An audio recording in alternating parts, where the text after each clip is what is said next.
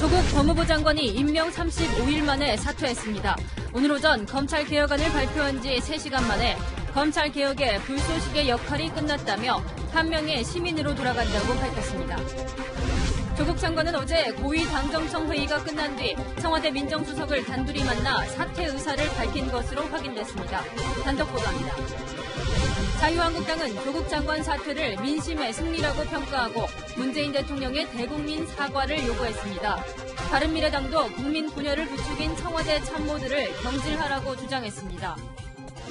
태풍 하기비스가 휩쓸고 지나가면서 일본 후쿠시마 원전 주변에서 방사능에 오염된 흙을 모아둔 자루 2,600여 개 중 상당수가 사라졌습니다. 숨지거나 실종된 사람은 60명을 넘어섰습니다. 물살을 이기지 못해 뒤에 보시는 저 뚝을 무너뜨렸습니다. 돼지갈비를 무한 제공하는 일부 업소들이 값싼 부위를 섞어 판매하다 적발됐습니다. 인기 프랜차이즈도 적발됐는데 어떤 식으로 소비자들을 속였는지 잠시 후 전해드립니다. 축구대표팀 선수들이 오늘 평양에 도착했습니다. 내일 평양에서 열리는 남북 축구 생중계는 끝내 무산됐는데 축구협회가 문자를 전송해 경기 소식을 전하기로 했습니다.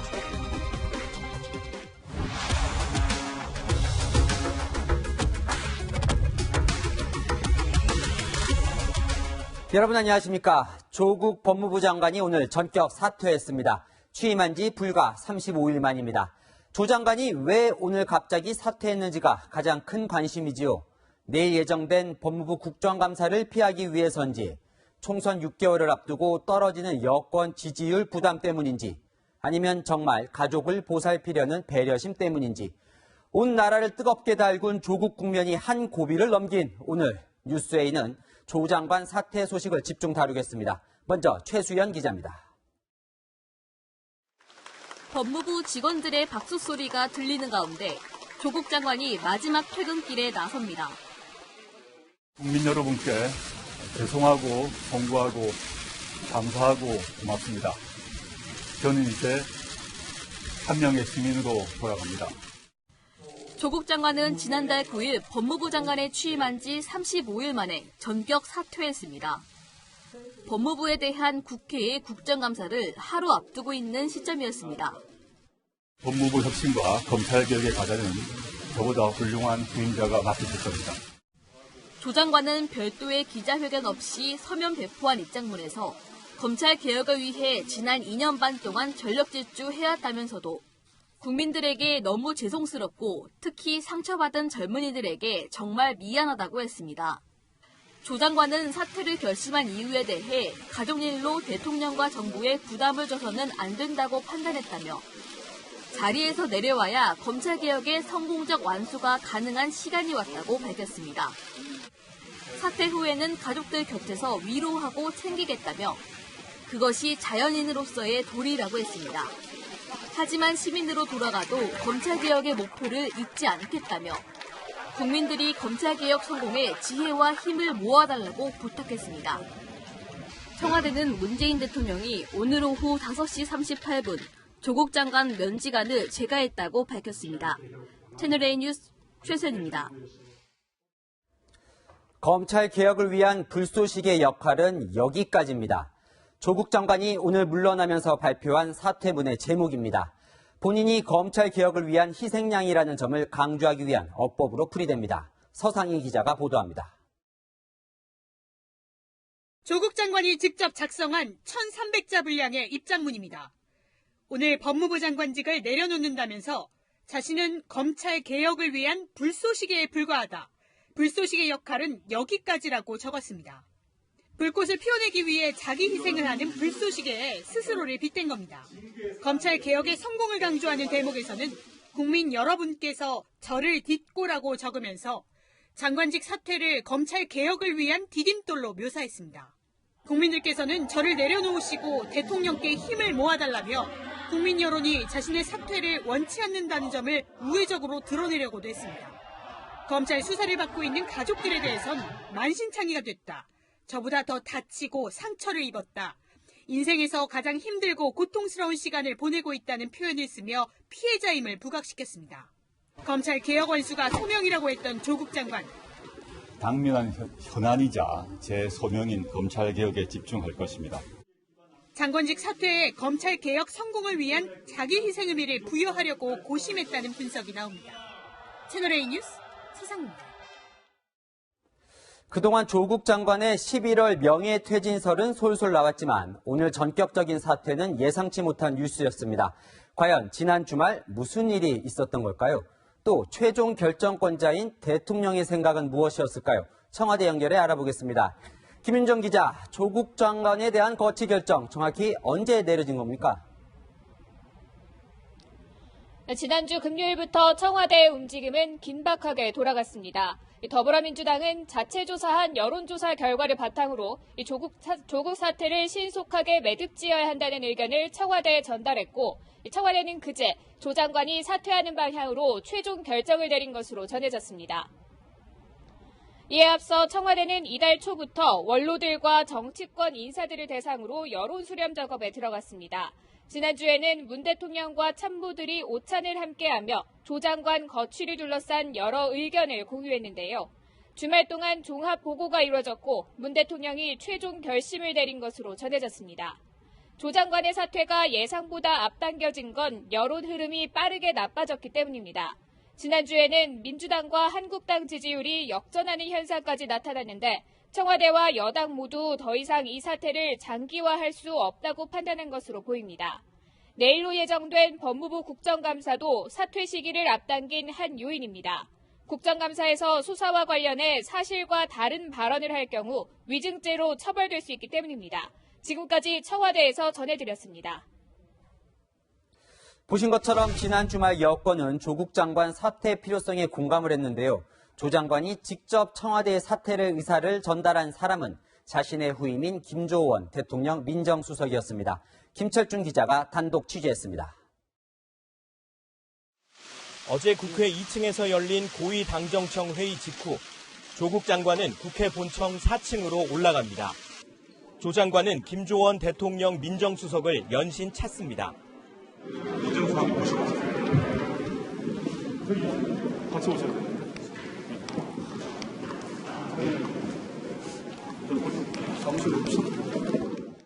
조 장관은 법제사법위원회 자문관실에서 김 수석과 약 30분간 대화를 나눴습니다. 이 자리에서 두 사람은 조 장관 사퇴를 두고 의견을 교환했고 조 장관이 최종적으로 사퇴하겠다는 뜻을 김 수석에게 전달한 겁니다. 청와대 관계자는 고위 당정청이 끝난 후에 조 장관이 사퇴 의사를 전달했다며 조 장관의 결단이었다고 설명했습니다. 하지만 여권에서는 조 장관 사퇴가 이미 결정된 상황에서 절차상 조 장관의 사퇴 의사를 확인하는 자리였다는 해석이 나옵니다. 실제 청와대는 당정청 회의를 예정보다 하루 앞당겨 어제 열었습니다. 조 장관의 검찰개혁 방안을 선보인 뒤 물러나게 하려는 배려였다는 관측입니다. 채널A 뉴스 김철중입니다. 일주일 전 광화문과 서초동 집회를 두고 국론 분열이 아니다라고 했던 문재인 대통령은 오늘 조국 장관 사퇴 후 갈등을 야기해 송구스럽다며 국민에게 사과했습니다. 다만 조 장관에 대해서는 검찰개혁에 큰 발걸음을 뗐다고 평가했습니다. 이현용 기자입니다. 문재인 대통령은 예정됐던 수석 보좌관 회의를 1시간 늦춰 주재하면서 조국 장관 사퇴에 대한 자신의 생각을 밝혔습니다. 문 대통령은 발언의 3분의 2가량을 검찰개혁에 할애했습니다. 검찰개혁과 공정의 가치는 우리 정부의 가장 중요한 국정 목표이며 국정 과제이기도 합니다. 그러면서 검찰개혁 과제는 이달 안으로 마무리해달라고 주문했습니다. 조 장관의 성과를 강조하기도 했습니다. 조국 장관의 뜨거운 의지와 이를 위해 온갖 어려움을 묵묵히 견디는 자세는 많은 국민들에게 다시 한번 검찰개혁의 절실함에 대한 공감을 불러일으켰고 검찰개혁의 큰 동력이 되었습니다. 국민에게는 사과했습니다. 결과적으로 국민들 사이에 많은 갈등을 야기한 점에 대해 매우 송구스럽게 생각합니다. 문 대통령이 조국 사태와 관련해 공식 사과를 한 것은 이번이 처음입니다. 언론에 대해서도 자기 개혁에 노력을 해달라고 당부했습니다. 채널A 뉴스 이현용입니다. 앞서 청와대와 여당에 대한 여론 흐름이 나빠진 것이 조국 장관 사태의 주요 배경이라고 전해드렸죠. 특히 부산 경남 지역 민심까지 흔들리자 당내에 위기감이 확산된 것으로 보입니다. 유지은 기자입니다. 조국 사태가 불러온 후폭풍은 대통령과 민주당 지지율에 직격탄을 입혔습니다. 특히 문 대통령과 조 장관의 고향인 부산, 울산, 경남 지역 민심이 크게 흔들렸습니다. 세계 유일하게 우리나라가 반동각이 된 나라인데 국민들까지 반동각이 돼가지고 나는 처음에는 뭐 문재인 대통령도 소통하고 잘 통합되고 잘하는데 이제 지금 정신이 이래 돼가지고 이게 될 일이 아니라. 실제 지난주 더불어민주당의 부산, 울산, 경남 지역 지지율은 29%로 전주보다 7%포인트 하락했는데 자유한국당이 35%를 기록하며 전주에 비해 12%포인트 상승한 것과는 대비됩니다. 또 10월 초 민주당 부산시당의 자체 여론조사 결과에서도 대부분 지역구에서 한국당에 패하는 것으로 나타나며 당내 위기감이 더욱 고조된 것으로 보입니다.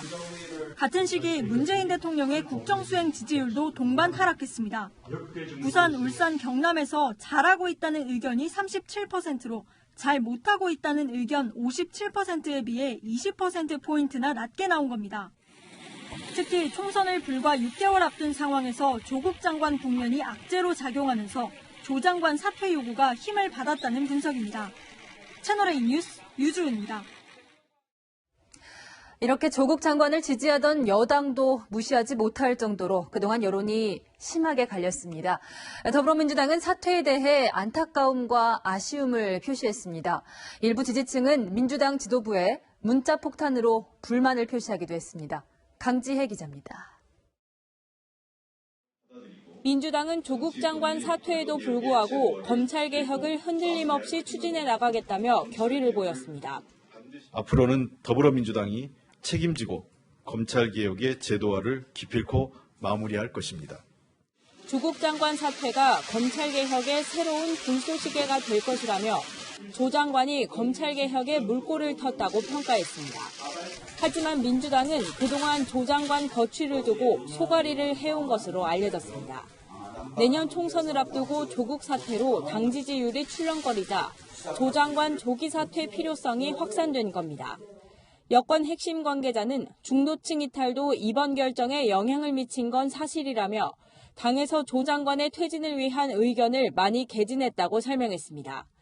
민주당은 조 장관 사퇴 국면을 검찰개혁 이슈로 전환하기 위해 개혁법안 처리에 더 속도를 내기로 했습니다. 민주당은 지지층 여론도 예의주시하고 있습니다. 일부 시민들은 조 장관 사퇴에 대해 이해찬 대표의 책임을 물으며 문자 폭탄을 보낸 것으로 전해졌고 민주당 권리당원 게시판에도 이 대표의 사퇴를 촉구하는 글이 올라왔습니다. 채널A 뉴스 강지혜입니다. 조국 장관 사퇴를 요구했던 야당은 국민의 승리, 민심의 승리라고 말했습니다. 문재인 대통령의 대국민 사과도 요구했습니다. 이민찬 기자입니다. 자유한국당은 조국 장관 사퇴를 광장에 모인 민심의 승리라며 대통령의 사과를 요구했습니다. 조국 전 민정수석의 사퇴는 사퇴 규정입니다.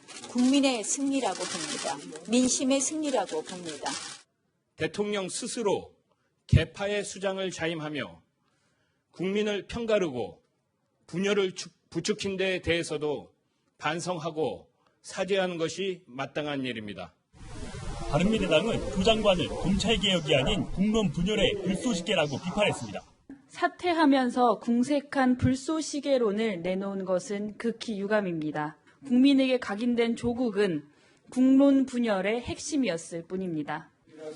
그러면서 조 장관에 대한 철저한 수사도 촉구했습니다. 윤석열 검찰총장에게 엄중하게 요구를 합니다. 결코 권력의 압력에 굴하지 말고 이 땅의 정의를 분명하게 세워주십시오. 조 장관을 지지했던 정의당은 사퇴 결정을 존중한다며 검찰개혁 법안 처리에 최선을 다하겠다고 했습니다. 채널A 뉴스 이미찬입니다.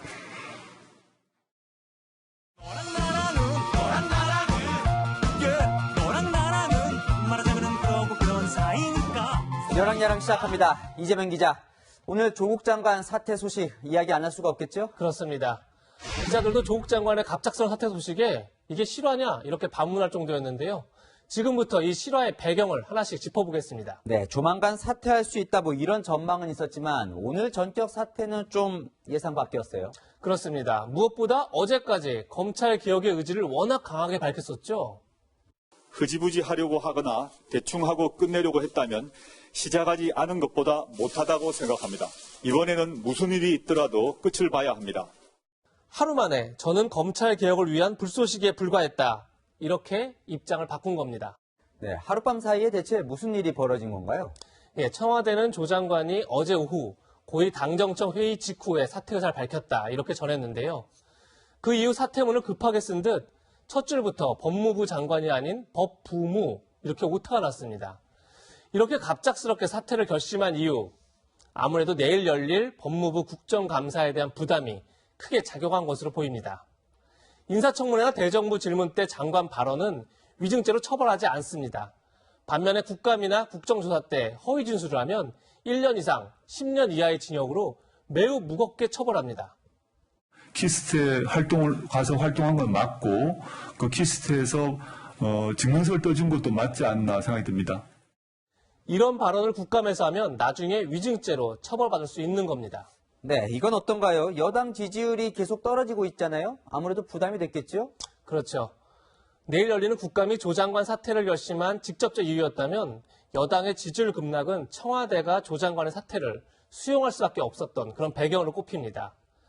이 대목은 조금 뒤에 있는 두 번째 주제에서 다시 다루겠습니다. 네, 그런데 사퇴 이후에 청와대와 여당 모두 조 장관이 사퇴 결단을 직접 내렸다 이렇게 이야기를 하고 있어요. 예. 말 그대로 자진 사퇴인가요? 아니면 사실상 경질인데 체면을 세워주는 건가요? 먼저 영상을 한번 보시죠. 청와대의 뜻인가요? 아니면 조국 장관님 본인의 뜻인가요? 장관님의 결심이었어요. 조국 장관께서는 계속 촛불을 지켜보면서 무거운 책임감을 느끼셨어요. 그동안 계속 그런 고민은 있어 왔다는 말씀. 강기정 정무수석이 좀 과하다 싶을 정도로 조 장관의 결단을 강조했습니다. 조 장관도 사퇴문에서 국민들은 저를 내려놓아야 한다 이렇게 말했는데 과거 노무현 전 대통령이 저를 버려야 한다 이렇게 말한 게 연상됩니다. 그만큼 조 장관이 검찰 개혁을 위해 스스로 희생했다 이런 점을 강조한 게 아닌가 싶습니다. 결국 여권은 마지막까지 국민 통합보다 조 장관의 명예를 지켜주는 길을 택한 게 아니냐 이런 비판이 나올 수 있는 대목입니다. 네, 그럼 두 번째 주제로 넘어가 볼까요? 네, 추격전으로 제목을 붙여봤습니다. 이것도 실화가 맞느냐라는 생각이 들 정도로 오늘 발표된 정당 지지율에서 자유한국당이 민주당을 턱밑까지 추격했습니다. 심지어 지난주 금요일 조사에서는 한국당이 민주당을 앞서기도 했습니다. 네, 아까 언급했지만 이런 여론조사 결과가 조 장관 사퇴에도 어느 정도 영향을 미친 요인이 됐겠죠? 그렇습니다. 특히 세부 내용을 보면 여당의 위기의식은 더 클 것 같습니다. 먼저 지역별 결과를 보면 최대 승부처인 서울 민심이 일주일 만에 뒤집어졌습니다. 이번엔 연령별 결과를 볼까요? 조국 사태에 가장 민감하게 반응한 20대에서 민주당과 한국당의 격차가 2주 전 17%포인트에서 지난주 4.4%포인트로 확 좁혀졌습니다. 네, 한국당은 이래저래 분위기가 좋겠네요. 당연히 해볼만하다 이런 생각을 할 것 같습니다. 하지만 역시 가장 큰 고민은 보수 통합일 겁니다. 때마침 오늘 한국당 윤상현 의원은 총선 승리를 위해 보수 통합과 혁신이 필요하다면서 바른미래당 유승민 의원에게 러브콜을 보냈습니다. 지지율 상승세를 타고 보수 통합이 속도를 낼지 좀 더 지켜봐야 할 것 같습니다. 오늘의 한마디는 민심이란 바닷물은 배를 띄우기도 뒤집기도 한다는 의미에서 민심의 무서움으로 정했습니다.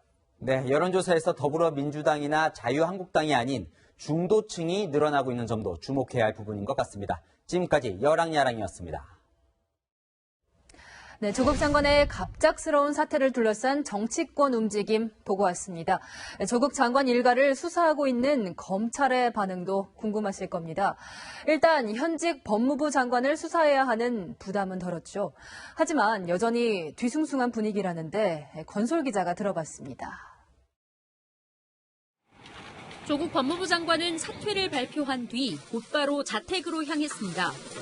법무부 관계자들과 악수하고 가방을 건네봤습니다. 장관으로서의 업무가 완전히 종료된 겁니다. 장관님, 후임자도 대통령께 혹시 추천하셨습니까? 혹시 대통령과 거취 관련해서 얘기를 나누신 적 있으십니까? 검찰은 현직 법무부 장관 수사에 대한 부담은 덜었습니다. 하지만 몰려올 후폭풍에 긴장하고 있습니다. 조 장관에 대한 동정 여론이 일 수 있고 문재인 대통령이 검찰개혁에 속도를 낼 거란 전망이 나오기 때문입니다. 검찰 관계자는 조 장관 사퇴 이후 문재인 정부가 검찰개혁의 명분을 얻고 강공 드라이브에 나설 수 있다고 말했습니다. 다른 검찰 관계자는 비검찰 출신의 후임 법무부 장관이 강력한 인사권을 행사하면 특수통 위주로 구성된 이른바 윤석열 사단이 재배치될 수 있다고 전망했습니다. 법무부는 오늘 조국 장관이 추진해온 검찰개혁을 차질 없이 또 흔들림 없이 수행하겠다고 강조했습니다. 채널A 뉴스 권솔입니다. 한 명의 시민으로 돌아가겠다는 조국 장관의 향후 행보는 어떨까요? 서울대 교수직에 복직할 것이라는 전망이 나오는데 정치권에서는 내년 총선에 출마할 것이라는 얘기도 있습니다. 황아람 기자가 보도합니다. 휴직 중인 조국 장관은 서울대 로스쿨 교수로 복직할 가능성이 커 보입니다. 규정상 휴직 사유가 소멸된 날부터 30일 이내에 복직 신청서를 제출하면 바로 복직할 수 있기 때문입니다. 저희가 면접 때까지 공문을 받으면 그걸 이제 받아서 복직을 신청하면 그 날짜로 다시 처리됩니다. 다만 학기가 시작된 상황이어서 복직을 하더라도 강의를 맡진 않을 것으로 보입니다. 앞서 조 장관은 청와대 민정수석에 임명되면서 2년 2개월간 휴직했다가 지난 8월 1일 복직한 뒤 6주 만에 또 휴직해 폴리페서 논란에 휩싸이기도 했습니다. 하지만 조 장관이 정치의 발을 들일 것이란 전망도 흘러나옵니다. 그런데 대권 후보까지 거론되고 있는데 대권 후보 몇 위로 올라선지 아세요? 전 대권 후보는 어불성설이라고 생각합니다. 유권자들의 선택을 통해 도덕적 논란을 해소하고 정치적 검증을 받겠다는 건데 당장 내년 총선 출마설이 거론됩니다. 민주당 핵심 관계자는 당에서 요청할 수 있을 것이라며 조 장관이 정치를 하려던 사람은 아니지만 자기 뜻대로 되는 건 아니다라고 말해 출마 가능성을 시사했습니다. 조 장관이 출마를 결심한다면 고향인 부산보다 당선 가능성이 높은 수도권을 택할 것이란 관측이 나옵니다. 채널A 뉴스 황아람입니다. 청와대는 조국 장관을 대신할 후임 법무부 장관 인선에 들어갔습니다. 법무부 장관만 교체하는 원포인트 개각 가능성이 높지만 국정 쇄신 차원에서 개각폭이 커질 수도 있습니다. 최선 기자가 보도합니다. 조국 장관의 사퇴로 당분간 김호수 차관이 장관직을 대행하게 됩니다. 당장 내일 국회에서 열리는 법무부 국정감사 역시 김 차관이 장관 대행으로 출석합니다. 후임 인선 작업도 속도를 낼 것으로 보이는데 법조계에서는 조국표 검찰개혁을 함께 해온 김 차관의 승진 가능성이 제기됩니다. 검찰총장 후보군에 올랐던 봉욱 전 대검 차장검사도 하마평에 오르고 있습니다. 비검찰 출신으로는 하태훈 고려대 법학전문대학원 교수가 거론됩니다. 검찰개혁 완수 의지가 후임 장관의 첫 번째 조건이지만 문제는 인사청문회 통과 여부입니다. 문재인 대통령은 조 장관 임명 당시에도 청문회 어려움을 토로한 바 있습니다. 국민 통합과 좋은 인재의 발탁에 큰 어려움이 되고 있다는 답답함을 토로하고 싶습니다. 만약 후보자들이 장관을 고사할 경우 인선 작업은 길어질 수도 있습니다. 인사청문회가 부담이지만 국정 쇄신을 위해 개각폭이 커질 수 있다는 관측도 나옵니다. 내년 총선 출마 의지를 굽히지 않고 있는 김현미 국토교통부 장관과 유은혜 사회부총리 겸 교육부 장관, 그리고 교체설이 끊이지 않는 외교안보 라인 등이 대상입니다. 채널A 뉴스 최선입니다. 윤석열 검찰총장은 조국 장관의 사퇴 소식에 특별한 반응을 내놓지는 않았습니다. 여권 일각에선 그동안 조 장관과 윤 총장 동반 사퇴론이 거론되기도 했죠. 일단 검찰 내부에선 흔들림이 없을 것이라고 선을 그었는데 윤 총장 침묵의 속내 이동재 기자가 취재했습니다. 오후 1시 반 조국 법무부 장관의 사퇴 입장문이 언론에 사전 배포된 직후 윤석열 검찰총장도 대검찰청 집무실에서 대검 참모가 건네준 입장문을 읽었습니다. 다만 특별한 언급은 없었던 것으로 알려졌습니다. 검찰 내부에서는 갑작스러운 사퇴 배경을 파악해보려는 움직임도 감지됐습니다. 한 검찰 고위 간부는 이르면 이달 말쯤 패스트트랙에 올라탄 사법개혁 법안들이 통과된 뒤에야 조 장관이 명예퇴진할 것으로 예상했다며 이른 사퇴 이유를 알아보고 있다고 말했습니다. 이런 가운데 문재인 대통령이 조 장관 사퇴에 대한 아쉬움을 공개적으로 드러내면서 검찰 내부에선 긴장감도 감돌았습니다. 조국 법무부 장관과 윤석열 검찰총장의 환상적인 조합에 의한 검찰 개혁을 희망했습니다. 꿈같은 희망이 되고 말았습니다. 여권 일각에선 그간 제기됐던 조국 윤석열 동반 퇴진론이 다시금 불거질 수 있다는 전망도 나옵니다. 다만 검찰 관계자는 검찰총장 임기 2년은 법에 규정돼 있다고 강조했습니다. 조 장관 일가 수사의 독립성을 위해서라도 윤 총장이 사퇴하지 않을 것이라는 겁니다. 윤 총장의 침묵 역시 정치적 해석의 빌미를 주지 않는 동시에 헌법 정신에 입각한 수사라는 기존 원칙을 강조하는 제스처라는 해석입니다. 채널A 뉴스 이동재입니다. 조국 장관이 사퇴 발표를 하던 순간 부인 정경심 교수는 5번째 검찰 조사를 받고 있었습니다. 그런데 남편의 사퇴 소식을 전해 듣고는 조사를 멈춰달라 하고 귀가했습니다. 백승우 기자입니다. 조국 법무부 장관의 부인 정경심 교수의 5번째 검찰 출석도 비공개였습니다. 오늘 오전 9시 30분쯤 시작된 검찰 조사는 조 장관의 검찰개혁 방안 발표 때 별다른 문제 없이 진행됐습니다. 그런데 조 장관이 오후 2시 전격 사퇴 의사를 밝힌 이후 정 교수는 조사를 중단해달라고 요청한 것으로 전해졌습니다. 검찰 관계자는 정 교수가 조사 중단을 요청해 조서 열람 절차 없이 즉각 귀가 조치했다며 추후 다시 출석하도록 통보했다고도 설명했습니다. 정 교수는 오후 3시 15분쯤 검찰청에서 나왔습니다. 이후 자택 앞에선 정 교수의 모습을 볼 수 없었습니다. 검찰은 정 교수를 상대로 펀드 운용사 코링크피 운용에 개입하고 차명 투자했는지 집중 조사했습니다. 정 교수가 오늘도 일찍 귀가하면서 추가 조사가 불가피해졌습니다. 조 장관은 오늘도 정 교수의 건강 악화를 거론하면서 건강이 몹시 나쁜 아내가 하루하루 아슬아슬하게 지탱하고 있다며 강조했습니다. 저희 어머니 건강 상태가 좀 많이 안 좋습니다. 최근에 좀 이번 일로 악화가 된 상황이어서 검찰은 조만간 정 교수를 다시 소환해 조사를 마무리한 뒤 구속영장을 청구할 것으로 보입니다. 채널A 뉴스 백수입니다.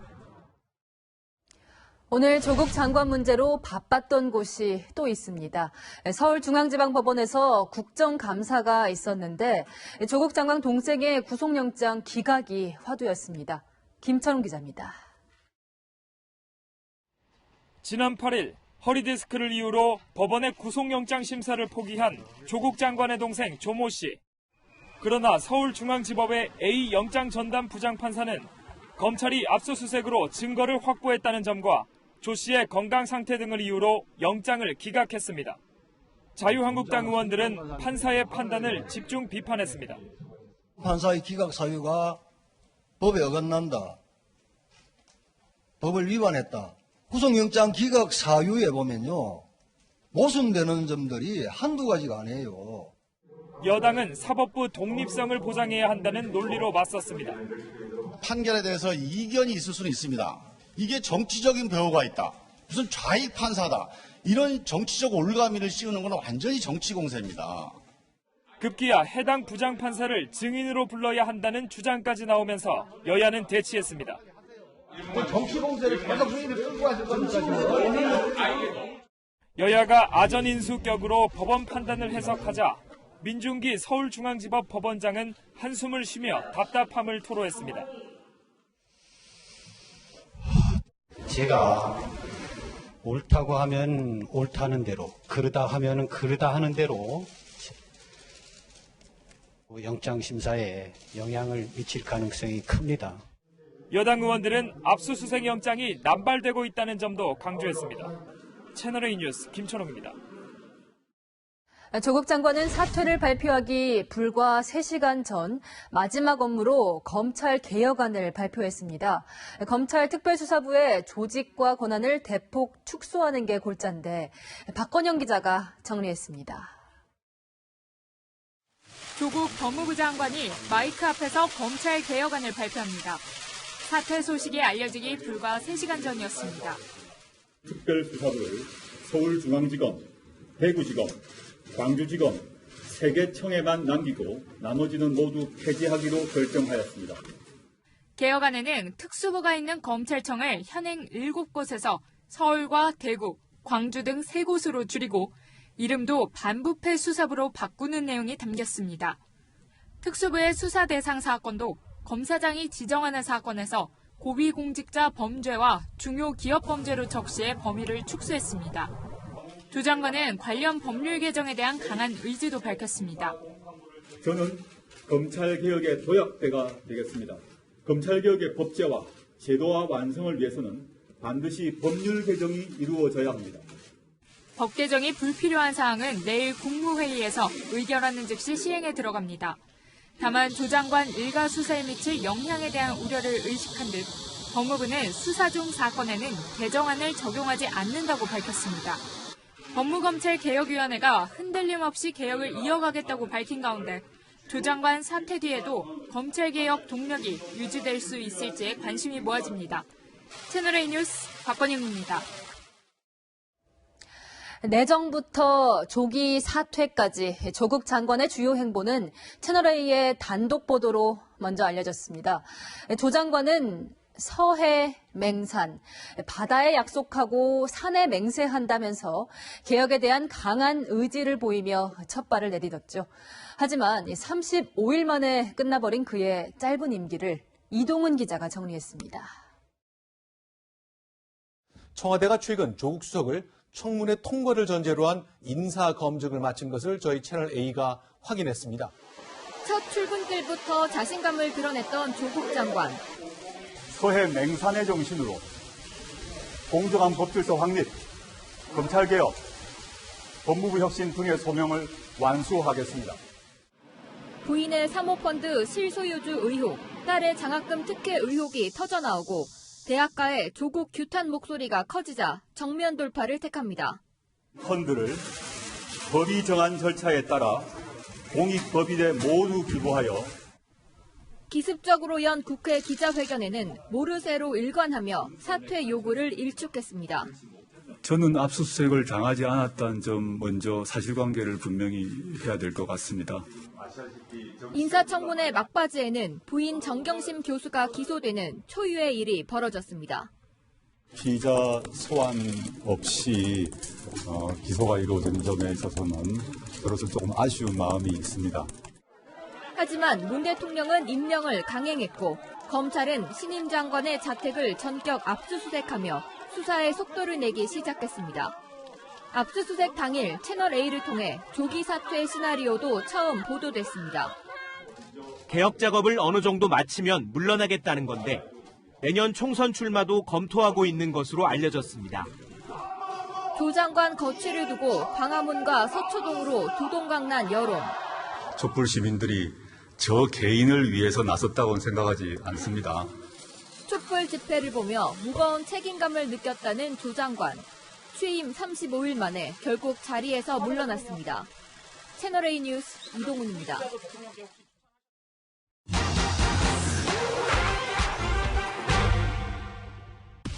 취임 35일 만에 사퇴한 조국 법무부 장관, 단명 장관이라는 불명예를 안게 됐는데요. 역대 최단기 법무부 장관은 누굴까요? 따져보겠습니다. 이 조 장관은 66대 법무부 장관입니다. 그러니까 앞에는 65명의 선배 장관이 있다는 건데요. 일단 문민정부 이후부터 살펴봤습니다. 김영삼 정부 초대 법무부 장관이죠. 박희태 전 장관도 단명 장관의 불명예를 안았습니다. 미국에서 태어나서 이중국적이던 딸이 외국인 자격으로 이화여대에 특례 입학한 사실이 알려져서 여론의 문매를 만나다요. 취임 9일 만에 물러났습니다. 김대중 정부의 2대 법무부 장관으로 발탁됐던 김태정 전 장관은 부인이 온로비 사건에 연루돼서 취임 14일 만에 난가했습니다. 하지만 역대 최단기 법무부 장관은 따로 있습니다. 비록 3일간이나마 여러분과 함께 있었던 것을 결코 잊을 수가 없습니다. 네, 임명 2시간 만에 기자실로 전송한 취임사 초고 메모에서 김대중 대통령을 향해서요. 이 태산 같은 성은을 감사드린다며 목숨 바친 충성을 약속한 장관인데요. 이 안동수 전 장관은 취임 43시간 만에 경질이나 다름없는 사퇴를 해야 했습니다. 따져보니 5명의 장관이 조 장관보다 더 짧게 법무부 장관에 재임했는데요. 그러면 문재인 정부 들어서 입각한 장관들 가운데서는 어떤지 비교해보겠습니다. 이 전남지사 출마를 이유로 사퇴한 김영록 농림축산식품부 장관이 255일, 진선미 여성가족부 장관도 350일 넘게 근무해서 모두 조 장관보다는 길었습니다. 따라서 조국 장관, 역대 법무부 장관 가운데 최단기는 아니지만 문정부 들어서 최단기 재임은 맞습니다. 자, 여기서 하나 더, 단 하루만 장관이어도 연금을 받는다는 말이 돌고 있는데 사실일까요? 공무원 규정상 10년 이상 재직해야만 공무원 연금 받을 수 있습니다. 이상 팩트맨이었습니다. 다음 소식입니다. 요즘 논란이 뜨거운 방송사 교통방송 TBS입니다. 서울시가 운영하는 TBS는 지난해 316억 원의 세금이 지원됐습니다.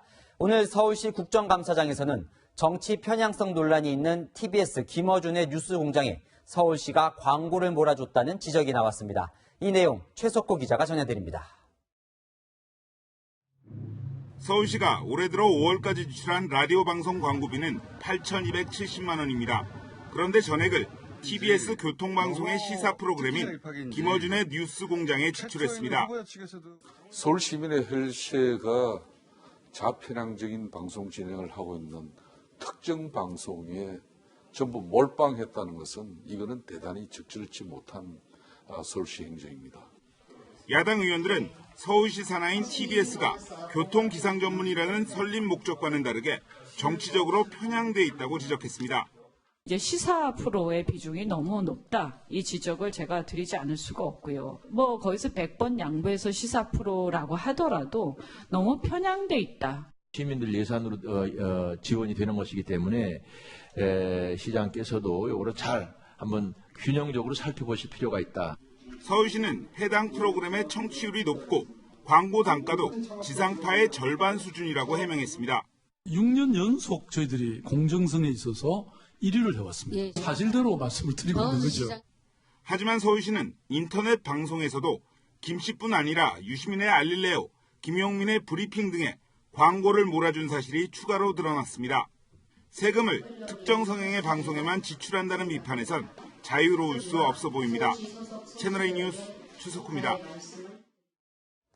오늘 김학의 전 법무차관의 별장 성접대 스폰서로 알려진 건설업자 융준천 씨에 대한 결심 공판이 있었습니다. 검찰은 징역 13년을 구형했는데 그보다 더 이목이 집중된 윤석열 검찰총장 접대 의혹에 대해선 윤 씨의 특별한 언급이 없었습니다. 사공성근 기자가 전해드립니다. 지난 2007년 김학의 전 법무부 차관 등에게 원주에 있는 별장에서 성접대를 한 혐의를 받는 건설업자 윤중천 씨. 검찰은 결심 공판에서 성폭력 처벌법 위반 혐의와 사기 혐의 등을 더해 윤 씨에게 징역 13년을 구형했습니다. 윤 씨는 제 자신이 부끄럽고 싫다, 사회에 무리를 일으켜 죄송하고 반성하면서 살도록 노력하겠다며 머리를 숙였습니다. 다만 윤 씨 측은 강압적인 성관계가 아니었다고 반박하는 등 무죄를 주장했습니다. 법정에서 윤석열 검찰총장에 대한 발언은 나오지 않았습니다. 지난 11일 한겨레는 윤 총장이 윤 씨의 별장에서 접대를 받았다고 보도했습니다.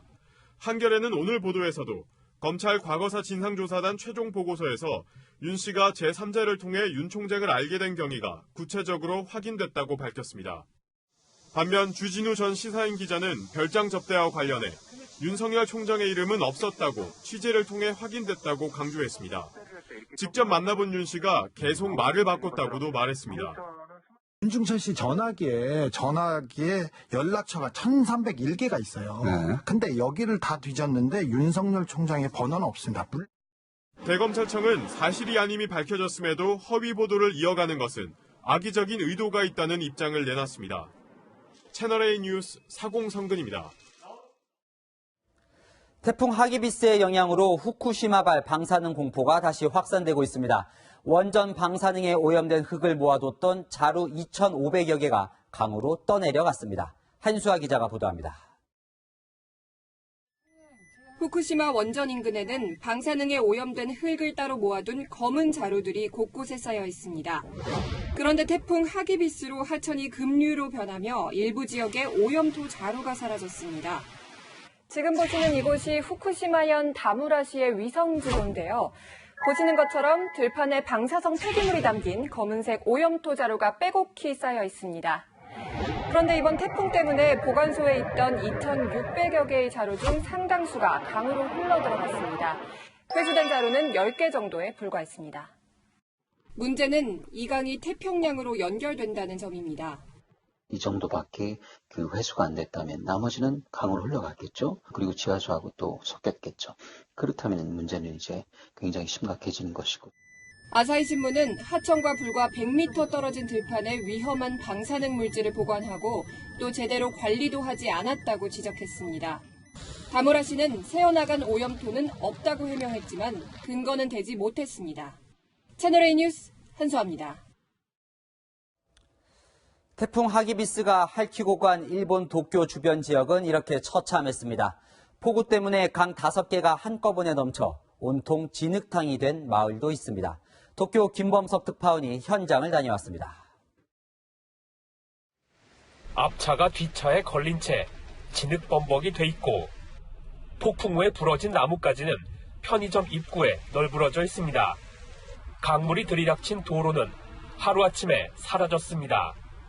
원래 이곳은 논밭이었는데 빗물이 잠기면서 보시다시피 저수지처럼 바뀌어 있습니다. 도쿄 북동쪽 도치기현 사노시는 인근 5개 강이 범람해 수도권 내에서 가장 피해가 컸습니다. 범람했던 아키야마 강에 나와 있습니다. 당시 강물이 불었고 이 불어난 물살을 이기지 못해 뒤에 보시는 저 뚝을 무너뜨렸습니다. 강물은 그대로 마을을 덮쳤습니다. 車はもうちょっと動かせなさそうだったんで、子供2人いるんですけど、妻と子供抱いて避難するような形で、ここまでの災害は未経験ですね。 인근 상점에는 본사 직원까지 파견을 나와 매장까지 들이닥친 진흙과 사투를 벌였습니다. 一帯がもう海みたいな状態で、手ぐらいまで水が来ているような状態で、もうどこまで殺菌が追いつくのかであったりとか、全く目処が立っていない状態ですね。 이런 가운데 도쿄 소방청 소속 헬기가 고립된 주민을 구조하는 과정에서 떨어뜨려 주민이 숨지는 안타까운 사고도 발생했습니다. 여기에 정전과 단수 등 2차 피해까지 나면서 주민들의 시름이 깊어지고 있습니다. 도치기현에서 채널A 뉴스 김범석입니다. 가슴 아픈 소식을 전해드리게 됐습니다. 가수 겸 배우로 큰 인기를 모았던 그룹 FX 출신의 설리가 자택에서 숨진 채 발견됐습니다. 경찰은 정확한 사망 경위를 조사하고 있습니다. 김단비 기자입니다. 대문에는 노란색 폴리스 라인이 쳐졌고 경찰들이 출입을 통제한 채 집안 내부를 조사하고 있습니다. 가수 겸 배우 설리가 이곳에서 숨진 채 발견된 건 오후 3시 20분. 좀처럼 연락이 닿지 않자 집을 찾아온 매니저가 현장을 확인하고 경찰에 신고했습니다. 아직까지 유서는 발견되지 않았습니다. 외부 침입이나 그거는 아직까지 나온 건 없고 그건 이제 확인 중이고 그건 찾고 있습니다. 있다 없다 말씀드리긴. 1994년생인 설리는 아역 배우로 출발해 가수와 연기자 등으로 활동해왔습니다. 하지만 악성 댓글과 루머로 2014년 연애 활동을 잠정 중단하기도 했고 이후에도 SNS에 올린 게시물로 여러 차례 구설수에 오르며 극심한 악플에 시달렸습니다. 경찰은 현장 조사를 벌이는 한편 자세한 사망 경위를 조사할 예정입니다. 채널A 뉴스 김단비입니다. 지난달 경남 창원에서 8살 초등학생을 차로 친 카자흐스탄 남성이 해외로 도망가는 일이 있었죠. 오늘 결국 국내로 송환됐습니다. 홍진우 기자입니다. 모자와 마스크를 쓴 남성이 경찰에 붙들려 입국장 밖으로 나옵니다. 8살 초등학생을 상대로 뺑소니 사고를 낸 20살 카자흐스탄 남성입니다. 도주 27일 만에 자수하기 위해 한국으로 들어온 겁니다. Қазақстаннан келдім. Баланың ата-анасынан кешірім сұрауға келдім. және де осы следствие амалдарына қатысу가 дайынмын. 남성은 지난달 16일 무면허로 차를 몰다 8살 남자아이를 치고 달아났습니다. 아이가 머리를 크게 다치는 중상을 입었는데도 아무 조치 없이 다음 날 출국했고 경찰은 인터폴과 공조해 남성을 추적해왔습니다. 수사망이 좁혀오자 남성은 주한 카자흐스탄 대사관에 자수하면 형량이 어떻게 되는지를 문의하기도 했습니다. 출국을 도왔던 친누나가 불법 체류 혐의로 출입국 사무소에 구금 중인 상황도 영향을 미쳤습니다. 여러 가지 정황을 볼 때 본인이 자수해서 형을 감경하는 게 좀 도움이 되지 않았나 그런 생각 때문에 빨리 귀국을 한 것 같습니다. 한때 의식불명에 빠졌던 초등학생은 의식을 되찾고 일반 병실에서 회복 중입니다. 경찰은 남성에 대해 구속영장을 신청하고 정확한 사고 경위와 도주 경로를 조사할 계획입니다. 채널A 뉴스 홍진호입니다. 만 원대의 돼지갈비를 무한으로 먹을 수 있는 식당. 외식 물가가 비싼 요즘 큰 인기입니다.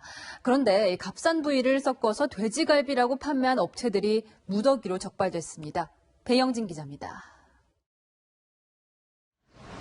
1인당 2만 원이 안 되는 가격에 돼지갈비를 마음껏 먹을 수 있다고 광고하는 프랜차이즈 식당.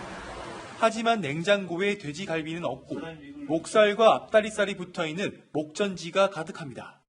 돼지갈비보다 킬로그램당 2, 3천 원가량 저렴한 부위입니다. 조리하기 전에는 돼지갈비와 달라 보이지만 요리를 하면 구분하기가 어렵습니다. 전부 목전지는 돼지갈비였고 지금까지 돼지갈비를 한번 사용해보시면 나쁜 거는 없는 또 다른 식당 업주는 돼지갈비와 목전지를 섞어 팔다 적발됐는데 문제가 없다고 되레 큰 소리를 칩니다. 이분이 좀 다 이렇게 있겠다라고 생각할 수도 있잖아요. 부산시 특별사법경찰이 돼지갈비 무한리필 식당을 단속해 본사와 가맹점 16곳을 적발했습니다. 돼지갈비에 목전지를 섞거나 수입산을 국산으로 속이는가 하며 유통기한을 넘긴 식재료를 사용하던 곳들입니다. 양념한 목전지는 육안으로 돼지갈비와 구분하기 쉽지 않다는 걸 악용했습니다. 이 중엔 250개가 넘는 지점을 보유한 프랜차이즈 업체도 있었습니다. 갈비는 30%고 목전지는 70%다라고 고지를 해치게 돼 있어요. 그럼 적발되어 있는 업체는 미처 그거를 갖다가 이제 부착을 안 하고. 돼지 양념 부위로 판매할 경우에는 문제가 되지 않는데 지금 현재 프랜차이즈에서는 돼지갈비로만 표시해서 광고하고 있기 때문에 문제가 되고 있습니다. 특사경은 적발된 업소에 영업정지 처분을 내리고 사건을 검찰에 넘겼습니다. 채널A 뉴스 배영진입니다. 지난해 전국 편의점 수가 4만 개를 넘어섰습니다. 그러니까 주유소나 은행보다도 많은 거죠. 이렇게 촘촘하게 있다 보니 택배나 세탁소 서비스까지 가능합니다. 홍유라 기자입니다. 편의점에서 운영 중인 무인 택배함. 그 옆에 의류청정기 2대가 새로 설치됐습니다. 물건을 사러 편의점에 온 고객은 외투를 벗어 의류청정기에 넣고 잠시 뒤 산뜻하게 나설 수 있습니다. 편의점 가면 이용할 수 있어서 그런 부분이 상당히 편해요. 편의점에서 제공되는 다양한 생활 서비스는 제품 매출로도 연결됩니다. 테이블 안에서 음식을 드시거나 음료를 드시면서 많이 기다리시기 때문에 구매와도 연관성이 매우 높다고 볼 수 있습니다.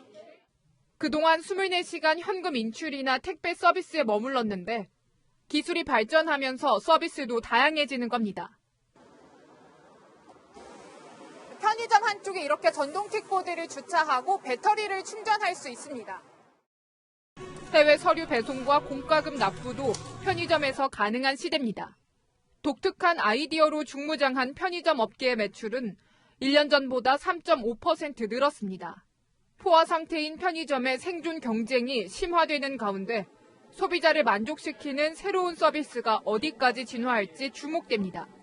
채널A 뉴스 홍유라입니다. 인생 첫 직장을 마치고 새로운 인생 2막을 꿈꾸는 시청자분들, 리스타트에 먼저 성공한 강소기업 기업가들을 만나 쉽게 비법을 들어볼 방법이 있습니다. 안건우 기자가 알려드립니다. 모바일 마케팅 업체 게임베리. 1년 전 대기업을 떠난 이혜민 씨는 리스타트를 위해 이곳을 선택했습니다. 과감히 말씀을 드릴 수 있어요.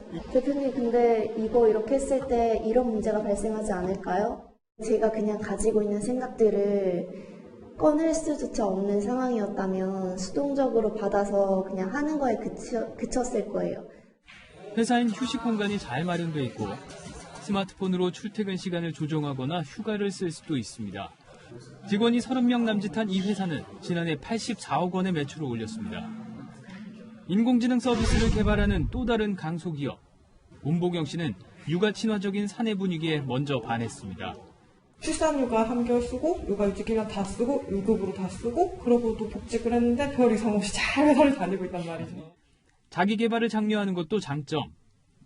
회사에서 뭐 공부하겠다 하면 다 지원을 해주고 하시니까 자기 공부할 생각만 있으면 진짜 괜찮아요.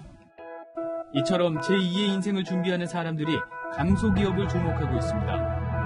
오는 16일과 17일 서울 광화문 광장에서 열리는 리스타트 자페어에서 다양한 강소기업을 만나볼 수 있습니다. 채널A 뉴스 안건우입니다.